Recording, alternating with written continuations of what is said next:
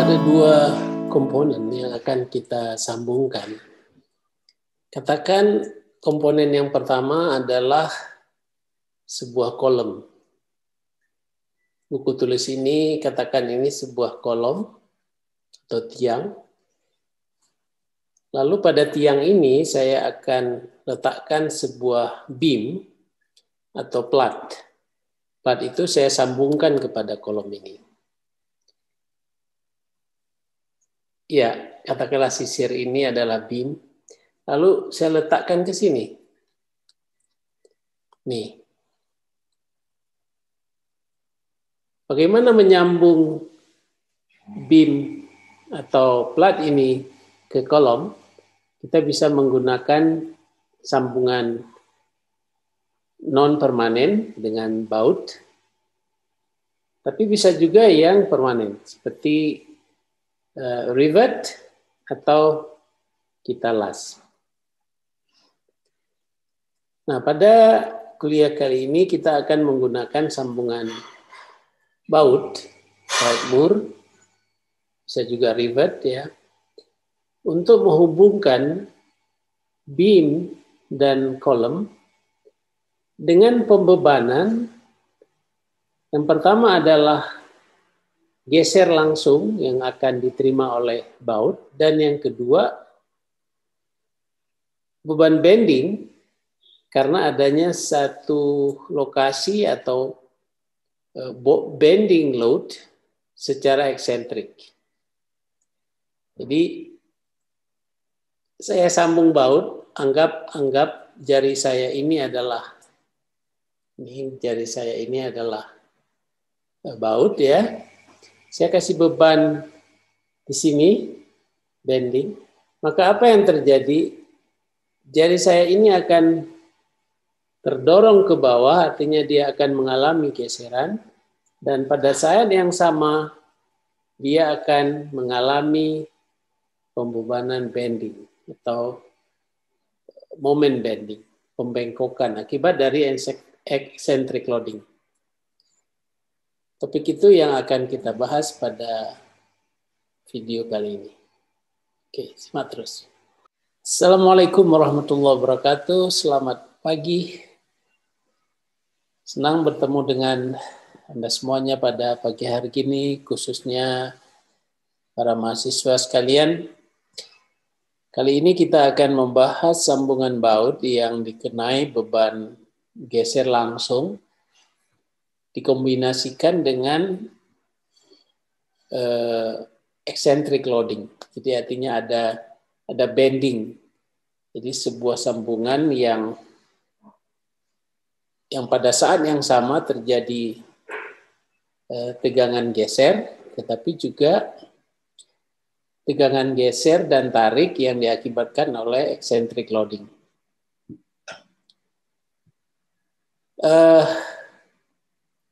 Materi ini saya tujukan kepada para mahasiswa yang saat ini sedang mengambil kuliah desain elemen mesin, mekanika kekuatan material, impact keretakan, atau mata kuliah lain yang terkait.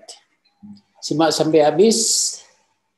Jika kurang paham atau ada pertanyaan, silakan isi di kolom komentar. Baik, simak terus.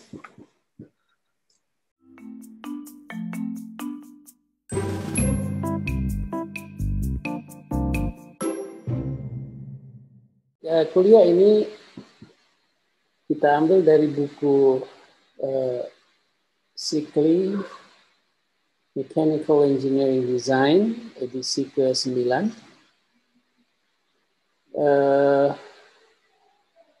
Bagian ketiga ya, aplikasi dari desain.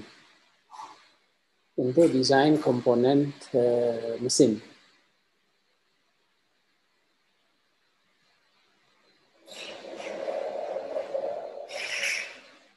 Ya, tadi di awal saya sudah infokan bahwa kali ini kita akan bicara tentang shear joint dengan beban eccentric. Shear joints with centric loading.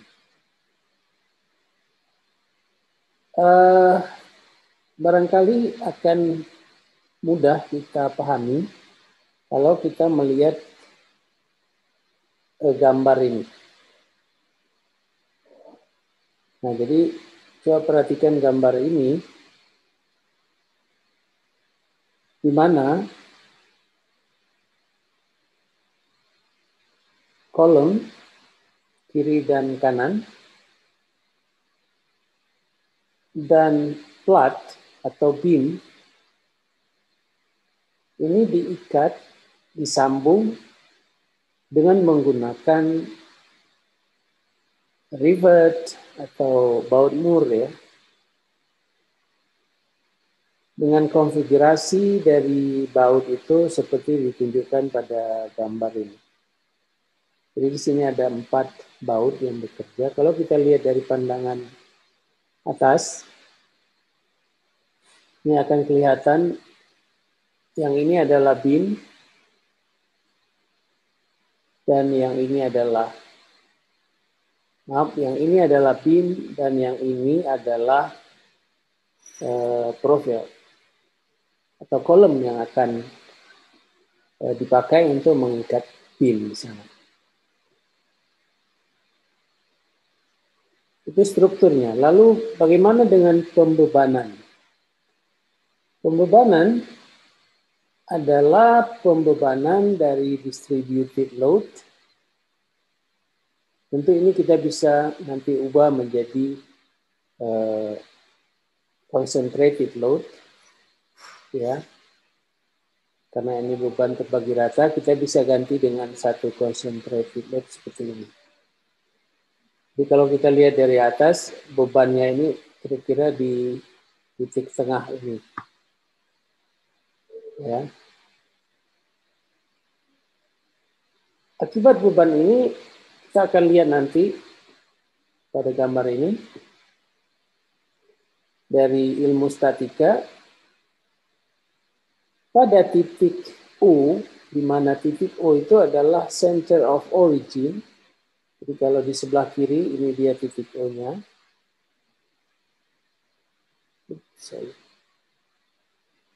Ini titik O. Dan kalau dia di sebelah kanan, ya tentu di sini juga. Ya. Nah, apa yang terjadi pada titik O ini akan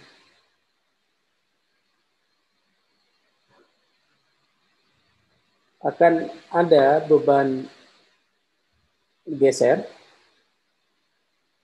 internal loading berupa shear force V1 dan di ujungnya itu V2.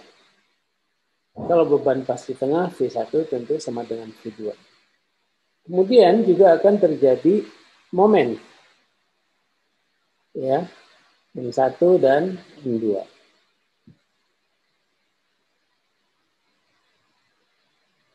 Nah, sekarang kita lihat kalau O ini adalah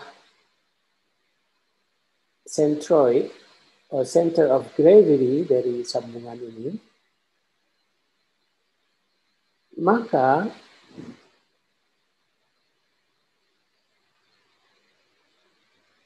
setiap baut, dalam hal ini kita lihat ada 4 baut, katakanlah ini baut A, ini baut B, ini baut C, ini baut D. Ini bekerja 2 gaya. Jadi kalau pada kuliah sebelumnya, baut itu hanya menerima, katakan misalnya ada satu plat yang sebelah kiri, kemudian ada satu plat lagi sebelah kanan, jadi ini plat 1, ini plat 2. Lalu ini kita ingin sambung, katakan menggunakan rivet, bahasa Indonesia-nya paku keling, ya seperti ini. Kalau diberi beban F, Apa yang terjadi? Yang terjadi adalah direct shear. Ya, katakan misalnya di sini nanti akan terjadi kegagalan. Kalau beban geser yang terjadi itu lebih besar daripada kekuatan geser dari batang paku keling ini, atau rivet ini. Kalau dia cukup kuat, barangkali akan ada terjadi bending misalnya pada plat. Kalau pakunya cukup kuat. Tapi pada kuliah kita kali ini, pada setiap baut, kita lihat ini, pada setiap baut terjadi dua buah gaya. Yang pertama adalah direct shear, seperti ini, ada di setiap baut, yaitu FA prime, FA aksen. Yang besarnya nanti itu sama dengan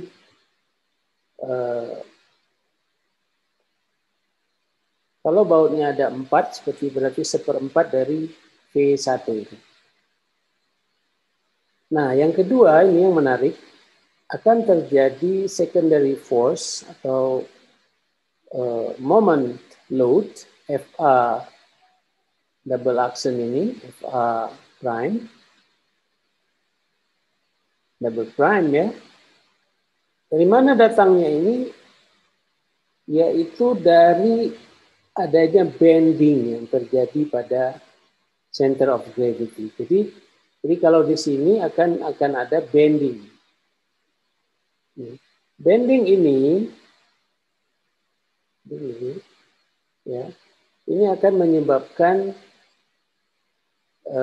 setiap baut mengalami gaya sekunder atau disebut dengan FA double aksen. Yang besarnya adalah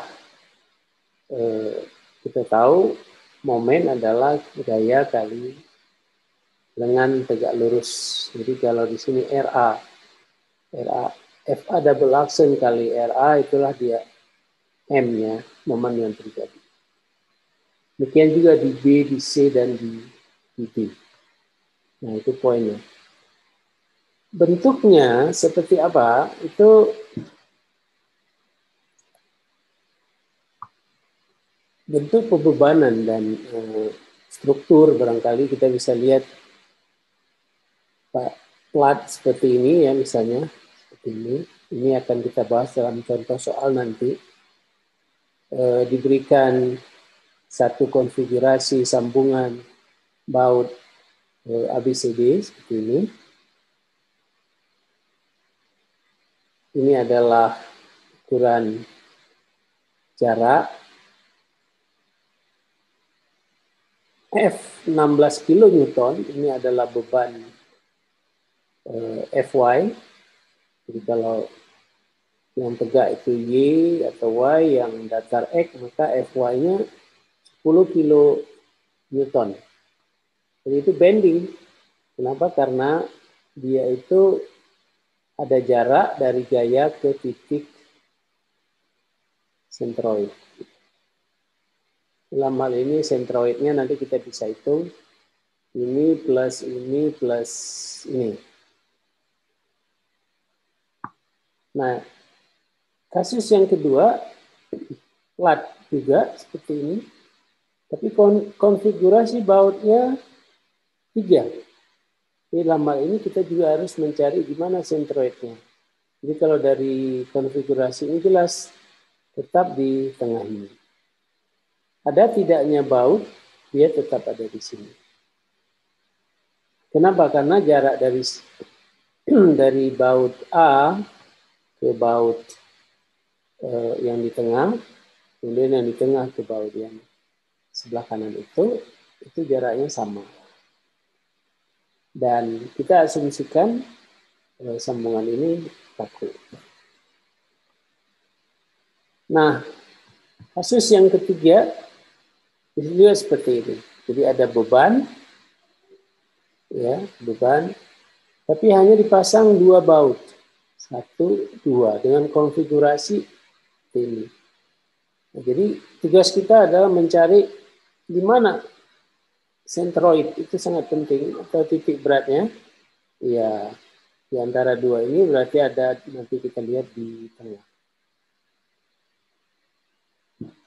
Tapi ada soal yang ya bebannya diketahui, lalu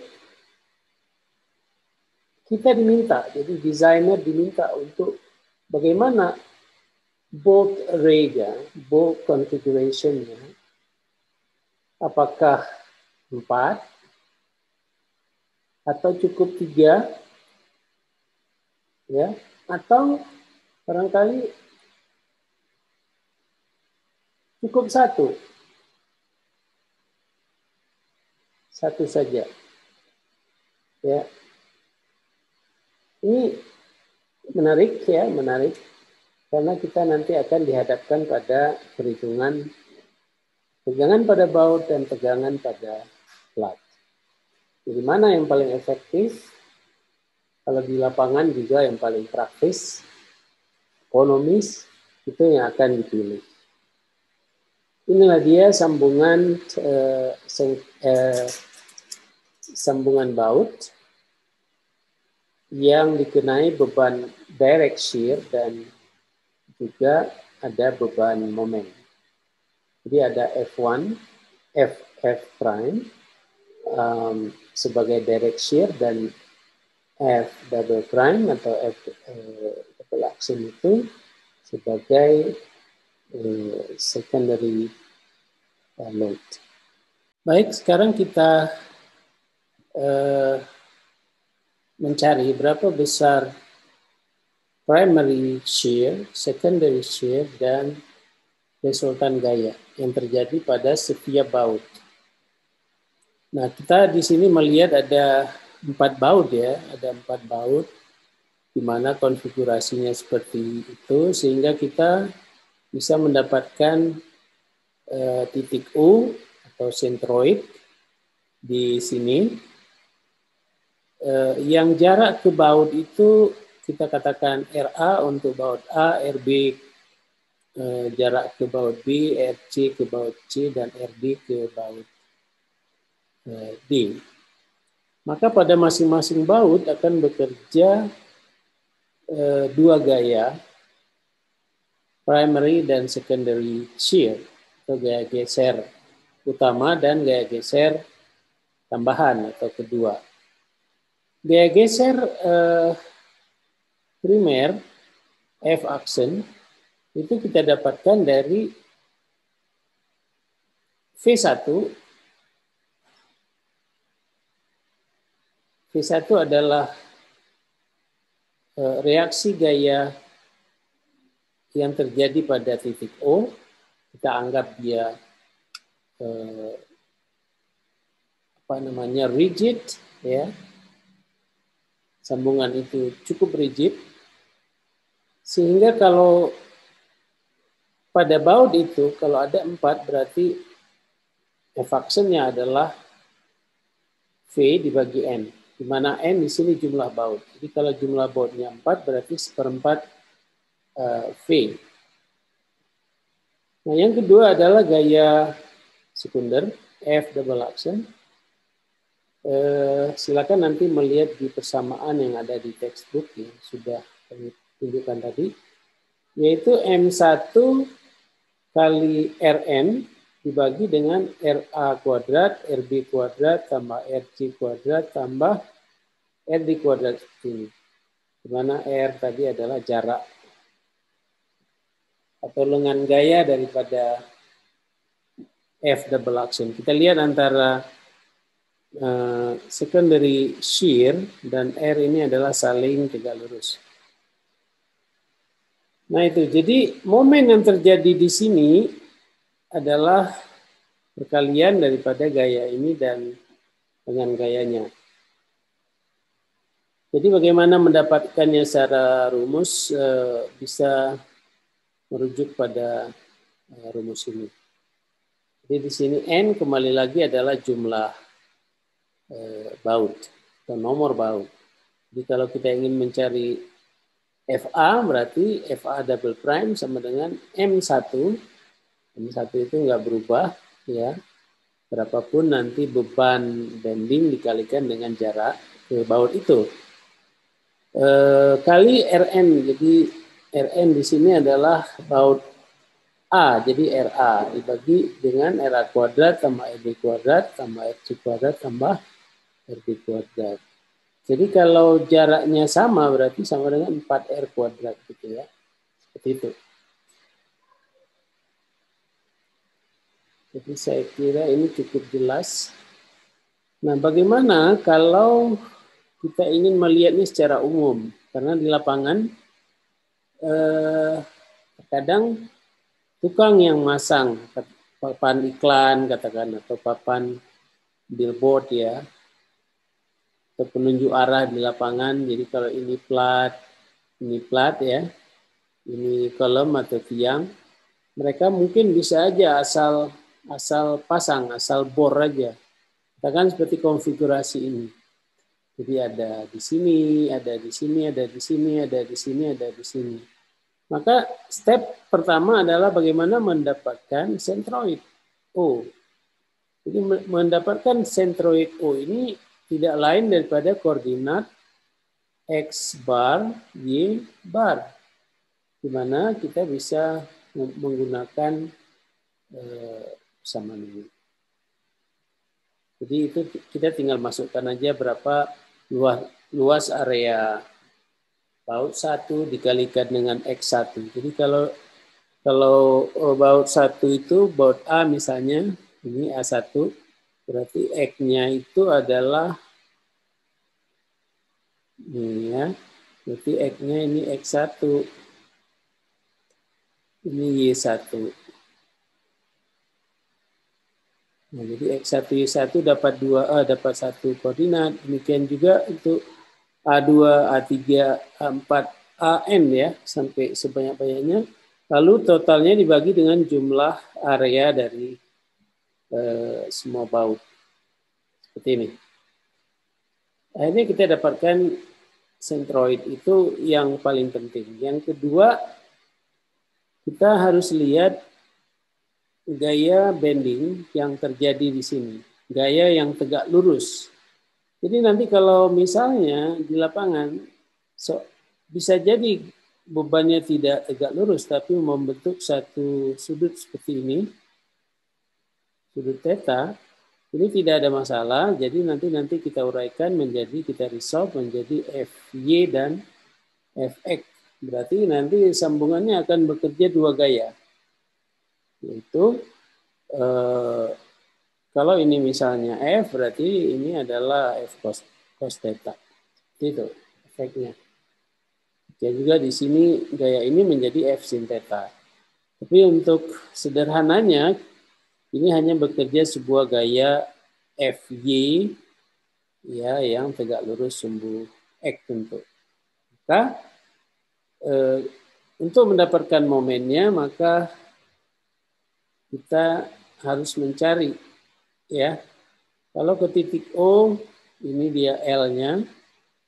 Kalau nanti misalnya kita ingin mencari di baut ini misalnya, maka kita momennya yang harus kita cari di sini. Ya. Gitu. Tetapi yang namanya tadi M1 itu semua melalui konfigurasi atau titik berat daripada sambungan. Baik, sekarang kita lanjut. Sini, ini menarik juga. Ya. Konfigurasi baut atau bolt array itu bisa dua, bisa dua seperti ini, atau hanya satu, atau 5, 4, 3, 2, ya bentuknya macam-macam. Ini seperti kita lihat pada soal tadi, soal yang pertama tadi, di sini, ini kadang-kadang ini menjadi PR atau menjadi salah satu tugas yang harus diselesaikan oleh seorang desainer. Konfigurasi sambungan seperti apa yang terbaik, yang efektif. Sekarang kita coba menyelesaikan sebuah contoh. Contoh ini kita ambil dari buku Profesor Supli untuk memudahkan kita memahami masalah sambungan eccentric loading ini. Ya, seperti diperlihatkan pada gambar, ya, ada plat diikatkan pada sebuah profil channel seperti ini dengan baut. Konfigurasinya ada 4 baut. Kita bisa langsung mudah mendapatkan di sini dia punya titik sentroid itu ada di sini. Maka kita tinggal mencari nanti berapa RA-nya, berapa RB-nya, berapa RC, berapa RB. Nah, seperti itu. Nah, tugas kita juga untuk mencari berapa besar gaya yang terjadi pada setiap baut. Ya, pada setiap baut. Gaya yang terjadi pada setiap baut. Gaya akibat apa? Gaya akibat direct shear, ya, F prime dan secondary shear F double prime. Nah, dari F prime dan F double prime ini nanti secara parallelogram rule kita bisa mendapatkan gaya resultan F yang terjadi pada baut. Itu berarti banyak untuk kita bisa menghitung tegangan yang terjadi pada setiap baut. Nah, jadi pertama sekali carilah sentroid itu ya. Di mana sentroid itu cari tadi misalnya di sini kita udah dapat. Kemudian kita gambar FBD-nya. Nah, ini kita gambar FBD. Jadi step yang berikutnya adalah kita gambar FBD. Ini mahasiswa harus bisa menggambarkan ini. Tapi ini mudah saja kalau kita udah tahu konfigurasinya. Kita sudah tahu ya. Akibat F ini akan terjadi momen kan, akan terjadi momen searah jarum jam. Maka di sini akan dibalas pada titik sentroid ada momen M di sini. Ya, ada momen M. Berapa besar M-nya ya? Gaya dikali dengan lengan gayanya. Nah, sekarang kita lihat pada masing-masing baut. Kita mulai dengan baut A. Baut A di sini bekerja gaya primer. Gaya primer itu tadi kita tahu bahwa F aksen itu sama dengan V dibagi dengan N. Berapa V? V itu tidak lain daripada gaya F 16 kN ini. Dibagi dengan N jumlah baut, yaitu ada 4. Berarti 16 bagi 4, berarti F aksen sama dengan 4 kN. Itu juga berlaku untuk di B, di C, dan di D. Karena kita menganggap bahwa sambungan itu rigid. Ya, itu pengandaiannya adalah rigid. Jadi baik plat maupun beam yang akan kita ikat itu sebenarnya ada satu gaya lagi yang di sini diabaikan, yaitu clamping force. Barangkali kita ingat ya, kalau kita mengikat dua plat, kita memerlukan clamping force dengan memutar baut. Tapi di dalam sambungan, di dalam masalah ini diabaikan. Jadi fokusnya pada F aksen dan F double aksen. Tapi harus diingat ya, mahasiswa harus ingat bahwa ada satu gaya lagi sebenarnya yang terjadi. Tapi diabaikan ya, dibandingkan nanti dengan gaya F aksen dan F double aksen atau resultan gaya yang terjadi yang cukup besar. Baik, jadi RA, RB ini ya, ini kita harus tahu ya, dan kita gambarkan. Nah, sekarang arah. Nah, arahnya kita tahu bahwa Akibat gaya F 16 kilonewton ini ya, ini kan akan berputar seperti ini. Dia akan berputar searah jarum jam. Berarti F double action ya, di C ini ke sini, maka di A ya, dia harus berputar ke sini. Ya, ke sini. Di B nggak mungkin ke sana ya, nggak mungkin ke sana, nggak mungkin ke sana berlawanan, jadi dia ikut ke sini. Demikian juga di D, dia akan ikut ke sana, seperti itu. Ya, karena M adalah perlawanannya. Nah, karena FD kita sudah tahu, FA aksen kita sudah tahu, kemudian FB aksen kita sudah tahu, semua arah ke bawah, FC aksen kita sudah tahu, maka dengan menggunakan parallelogram rule, kita bisa mendapatkan resultan gaya. Dalam hal ini, kalau di B namanya FB, kalau di A namanya FA, kalau di D namanya FD, kalau di C namanya FC. Ya.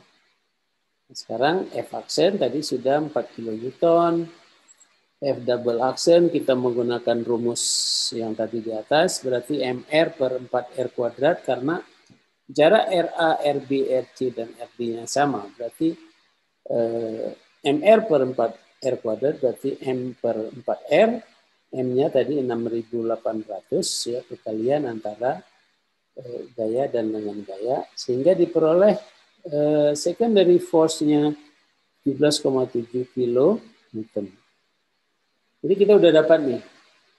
Nah, dengan cara paralelogram, kita peroleh bahwa FA dan FB itu sama besarnya 21 kN, FC dan FD juga sama 14,8 kN. Jadi yang terbesar ya adalah pada FA dan FB. Jadi kita tahu bahwa ini daerah ini di sini akan terjadi beban yang lebih besar akibat gaya F ini. Nah, itu satu poin. Jadi kita sudah bisa menjawab berapa besar gaya yang terjadi pada masing-masing baut. Ya, berikutnya kita akan menghitung tegangan geser yang terjadi pada baut. Ya, karena tegangan geser ini akan membuat baut itu gagal. Jadi berapa besar tegangan geser yang terjadi pada baut? Nah, untuk mengetahui itu kita perlu tahu, ini penting ya. Kita perlu tahu sebenarnya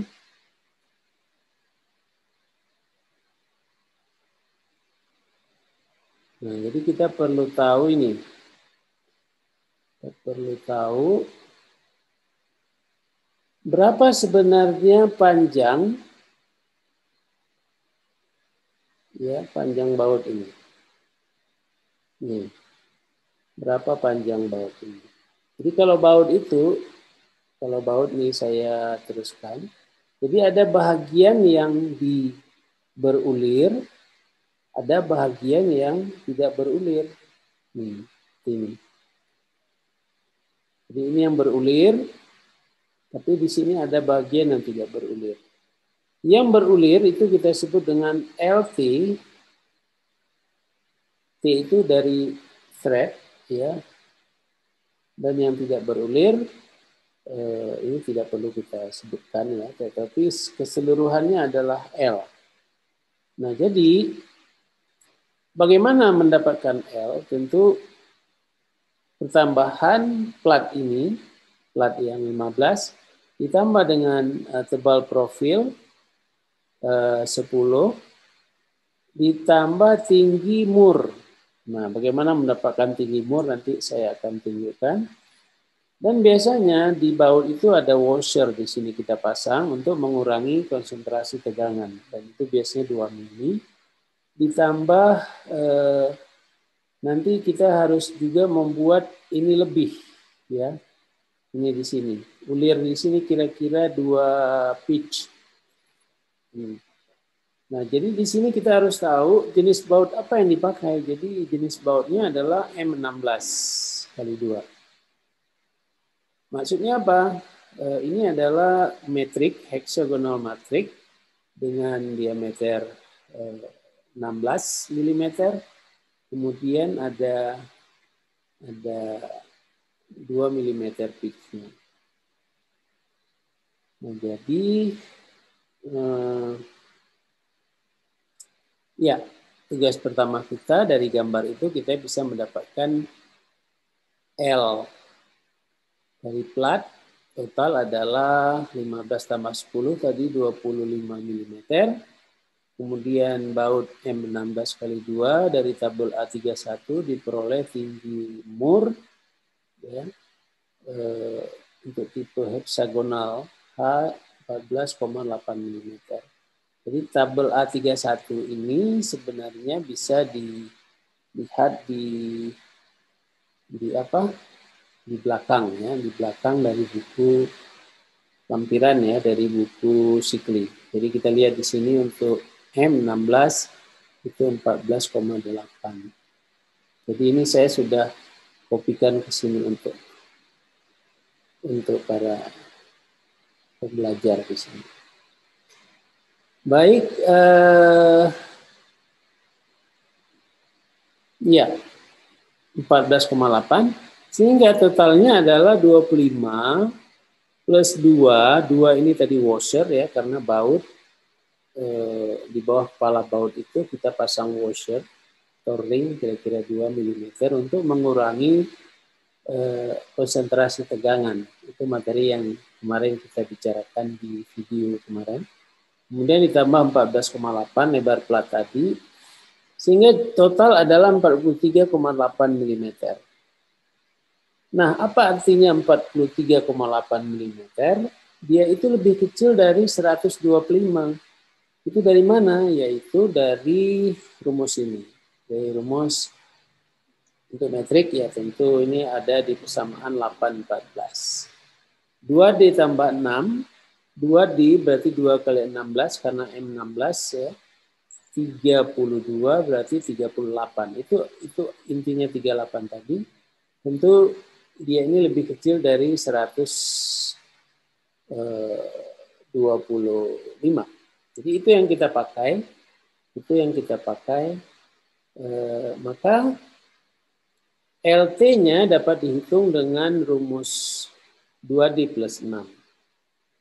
Jadi kita bisa menggunakan rumus 2D plus 6 ini. Di berapa dia 2D plus 6? Yaitu 2 kali 16 sama 6 berarti 38 mm. Nah, ini yang menarik. Apa artinya 38 mm ini? Ini yang penting sekali untuk dipahami oleh mahasiswa. Artinya di sini bagian yang tidak berulir dari baut itu 46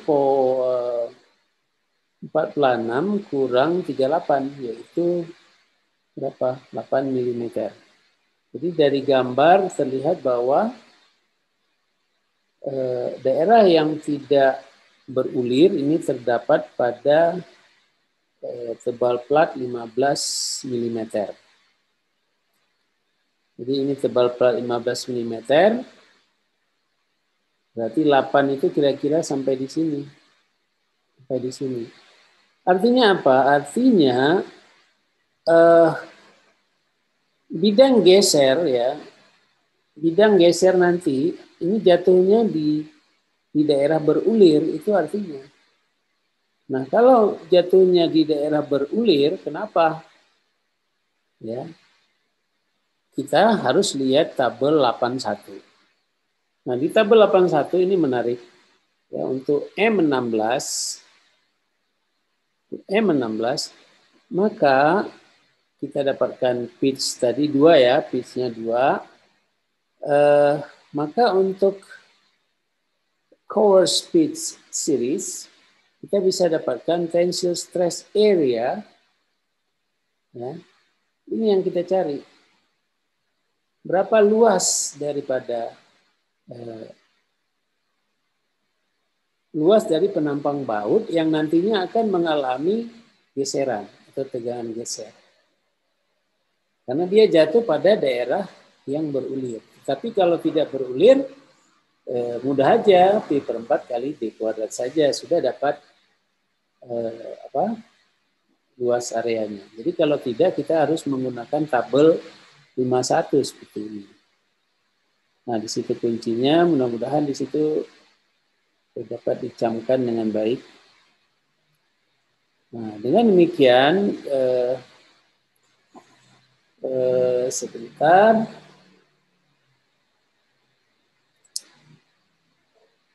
Ya, dengan demikian kita bisa menghitung tegangan geser, yaitu F per AS, yaitu F-nya 21.000 dibagi dengan AS. AS inilah tadi yang kita cari, yaitu sebesar 144.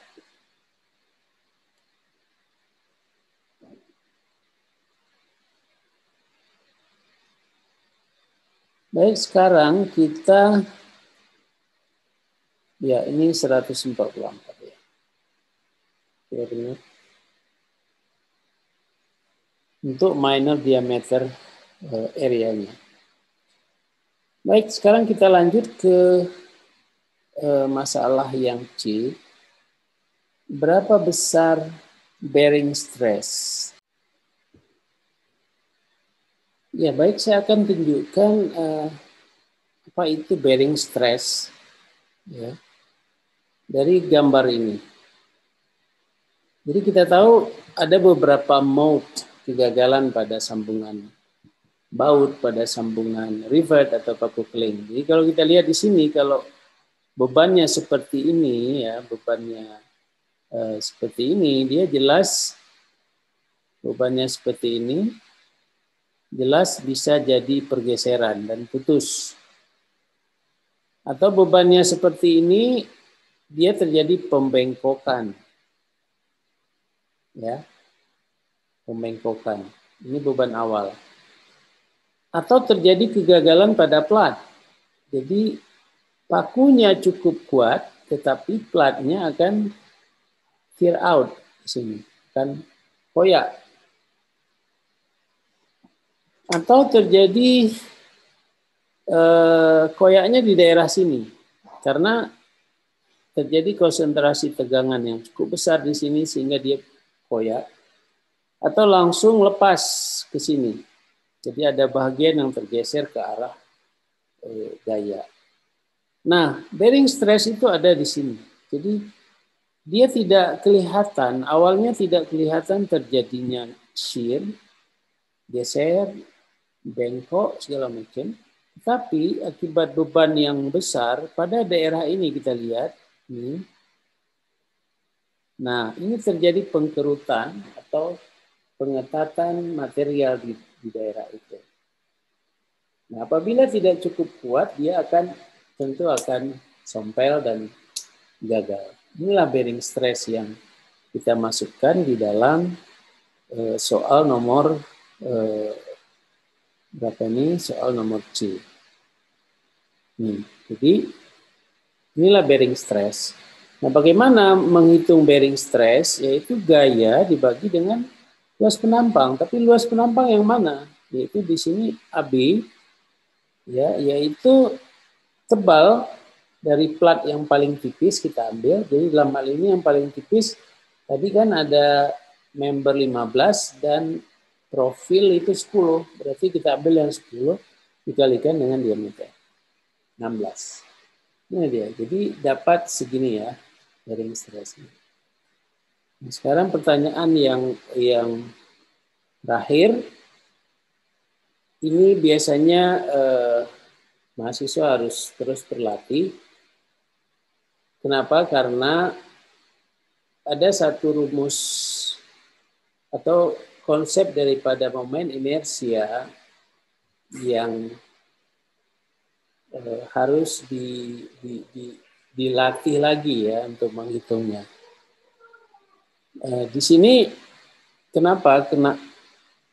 pertama kita harus melihat ya di mana sebenarnya momen maksimum yang terjadi pada, karena tujuan di sini untuk melihat pada plat ya sekarang di sini ya. Jadi akibat gaya F 16 kN itu maksimum terjadi pada plat itu di mana? Kalau pada baut tadi sudah kita konsentrasikan pada titik O momennya, lalu akibat momen yang ada di O ini M1 kita bisa menghitung berapa besar primary shear dan secondary shear. Itu sudah selesai tadi ABC sudah. Nah, sekarang di D ini kita ingin menghitung berapa besar tegangan yang terjadi pada plat itu sendiri. Nah, cara yang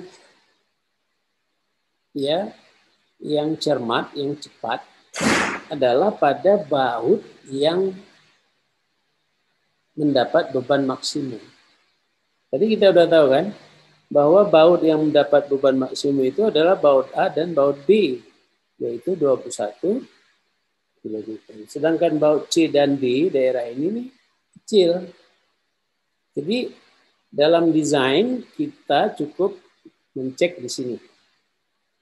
Nah, jadi kalau kita ingin cek di A dan B, berarti gaya F 16 kN, momen gayanya atau lengan gayanya adalah 300 tambah 50, yaitu 350. Inilah momen yang nanti akan kita pakai untuk menghitung tegangan bending yang terjadi. Ini dia. Karena rumusnya ya itu juga ya, M kali C dibagi dengan I. Nih. M, C bagi I. C-nya kita tahu mudah ya, separuh dari sini ya, jarak ini berapa. Tapi persoalannya sekarang berapa besar I. M tadi kita udah hitung ini ya, 5.600 ya, itu 16.000 kali 350. Nah, C-nya kita sudah juga dapat ya. Kita sudah dapat tadi dari 20 berarti C-nya berapa tadi? C-nya 100 karena jarak ini kan 200, berarti C-nya ini 100. Tinggal sekarang momen inersia ini. Ya, momen inersia untuk plat ya, untuk plat yang tanpa lubang itu kita tahu. Jadi kalau ada beban seperti ini ya, ada beban F di sini, jadi ini katakan L ya, ini W. Nah, kalau kita ingin tahu berapa tebalnya karena dia segi 4 ya, berarti ini T, ini T. Berarti penampang yang harus kita cari adalah W kali T. Ya kan? W kali T. Nah, I-nya adalah 1/12 W kali,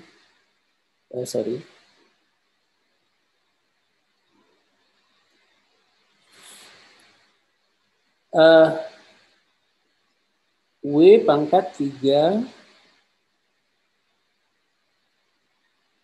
T.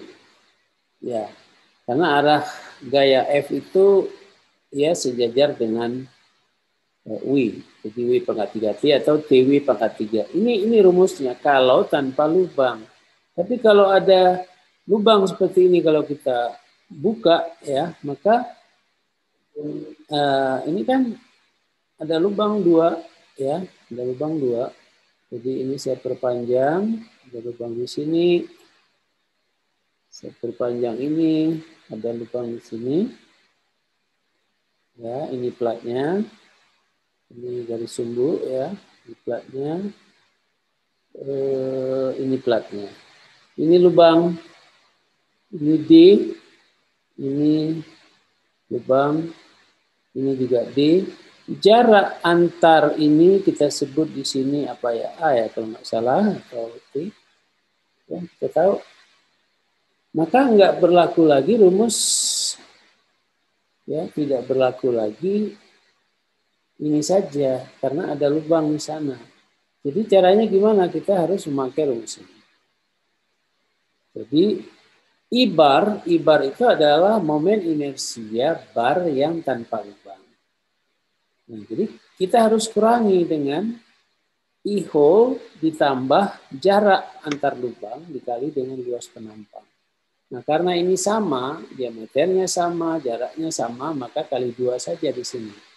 Ini dia diperoleh inersianya sebesar ini, maka dengan demikian semua kita sudah tahu, akhirnya kita bisa mendapatkan tegangan yang terjadi pada plat yaitu 67,8 megapascal. Mahasiswa sekalian, kelihatannya memang sebenarnya ya sederhana, asal kita tahu caranya. Karena beban bending yang eccentric loading yang kita berikan pada plat, lalu plat tadi kita ikat kepada kolom, maka pada baut akan terjadi 2 buah beban geser, F aksen dan F double aksen. Kita harus cari resultan gaya pada setiap baut. Itu apa? Dengan resultan gaya itu kita bisa menghitung berapa tegangan geser yang terjadi pada baut. Dengan mengetahui tegangan geser pada baut, nanti kita bisa bandingkan dengan kekuatan geser atau properties yang dimiliki oleh baut. Jadi dengan beban tadi misalnya 16 kN, ini bisa gagal atau tidak, kita bisa tahu. Ya, itu pada baut. Nah, bagaimana pada baut juga kita harus lihat, mungkin dia tidak gagal karena geser, tetapi karena adanya bearing stress tadi ya. Nah, itu juga kita hitung. Nah, yang terakhir adalah berapa besar tegangan tarik akibat bending load 16 kN yang terjadi pada plat. Jadi di sini platnya di daerah mana? Apakah di daerah baut A dan B yang tadi sejajar atau di C dan D? Kita pilih di A dan B. Kenapa? Karena di sana terjadi beban yang besar, yaitu 21 kN dibandingkan pada C dan D. Nah, jadi berapa besar tegangan tariknya? Sigma sama dengan momen dikali dengan C atau setengah daripada tebal lebar dari plat. Lebar platnya 200 tadi kan jadi 100. Nah, dibagi dengan inersia. Nah, inersia itu karena ada lubang akibat baut A dan B, maka pertama kita harus hitung I bar yang tanpa lubang dikurangi ya inersia karena ada lubang, plat yang berlubang. Ya, karena identitasnya sama, diameternya sama, jarak antar baut sama, maka 2 kali saja ya, 2 kali yang di dalam kurung. Nah, dapat I, dapat C, dapat M, maka kita bisa menghitung tegangan tarik yang terjadi pada plat di daerah AB. Apakah ini gagal atau tidak? Kita harus nanti bandingkan dengan kekuatan dari plat. Jadi ini sangat penting di seorang desainer ya mengetahui ini agar di lapangan tidak terjadi kegagalan. Tentu kalau misalnya aplikasinya pada billboard ya kita harus menghitung live load-nya, kita harus menghitung beban daripada angin ya. Ini harus kita masukkan ke sana. Dan terakhir ini kita bisa simulasikan dengan cepat dan menggunakan software seperti ANSYS misalnya. Asal beban kita udah tahu, constraint kita sudah tahu, kita langsung bisa menganalisis. Saya kira cukup menarik ya materi ini, mudah-mudahan bermanfaat, terutama untuk adik-adik mahasiswa yang saat ini sedang mengambil mata kuliah mekanika kekuatan material dan desain elemen mesin. Di mana saja berada, mudah-mudahan bermanfaat. Demikian saja, jangan lupa subscribe, kemudian like, dan share kepada teman-temannya supaya amal jariah ini bisa berlanjut dan berputar terus. Demikian saja, lebih kurang mohon maaf. Assalamualaikum warahmatullahi wabarakatuh.